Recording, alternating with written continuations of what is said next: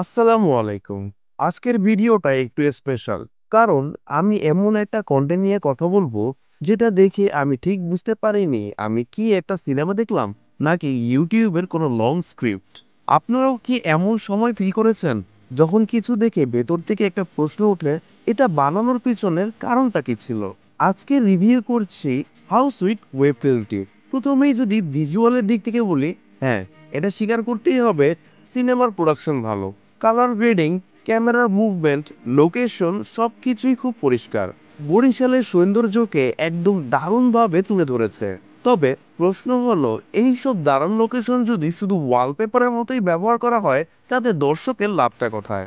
Story না থাকলেই হতো। এই ফিল্মে কোনো স্পষ্ট গল্প নেই, একটা মিউজিক ভিডিও টাইপের গান, এরপর হঠাৎ করে কমেডি, আবার ইমোশন, সবকিছুই যেন গুলিয়ে ফেলছে। আমি অনেক ভালোবাসার সিনেমা দেখেছি, এমনকি ফানি লাইট কন্টেন্টও দেখেছি, কিন্তু এটা দেখে এমন কিছুই ফিল হয়নি। এটা যদি ব্যাচেলর পয়েন্টের নতুন প্রোমো হয়, তাহলে সেটা আগেই বলা উচিত ছিল।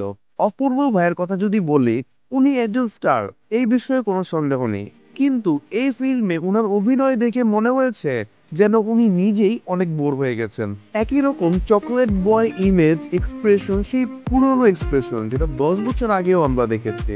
একটা সময় উনি যে অভিনয় করেছেন, তাতে দর্শকের এক্সপেকটেশন অনেক বেড়ে যায়, কিন্তু এখন উনি আবার সেফ জোনে ফিরে এসেছেন। আরফারিনের ডেলিভারি খুবই সাদামাটা ছিল, না ভালো না খারাপ, জাস্ট ওকে ওকে। আর সেটাও গল্প না থাকার কারণেই হারিয়ে গেছে।